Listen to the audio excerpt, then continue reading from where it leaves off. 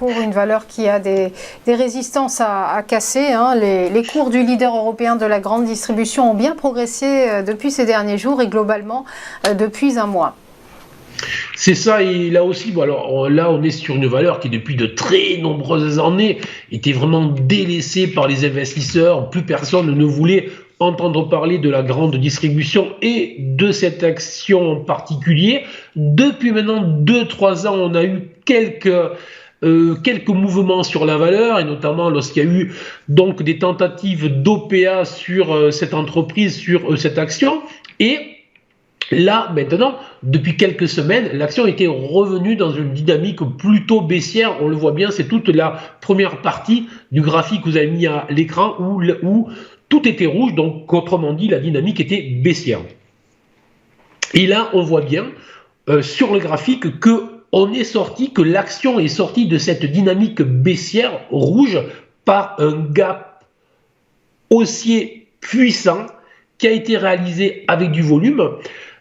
Avec une clôture au-delà des 16 euros, et depuis, la valeur a rebondi fortement, brutalement, avec une dynamique très claire pour venir s'écraser sur l'ancienne résistance des 17,35 euros.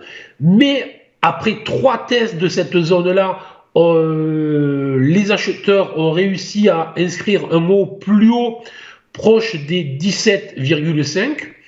Puis on a une phase de repli, et désormais on réattaque justement cette zone de résistance. Et je dirais c'est là que tout va devenir très intéressant, puisque on attaque pour la 4e fois ou la 5e fois, selon comment on regarde, et selon les résistances que l'on regarde plutôt, pardon.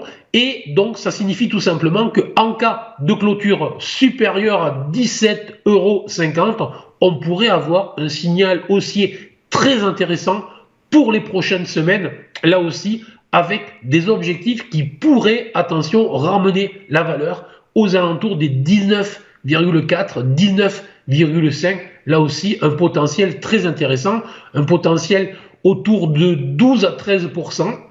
Là aussi, un horizon de temps de 2 à 3 mois, donc vraiment à surveiller. Une clôture jour au-delà des 17,50 €.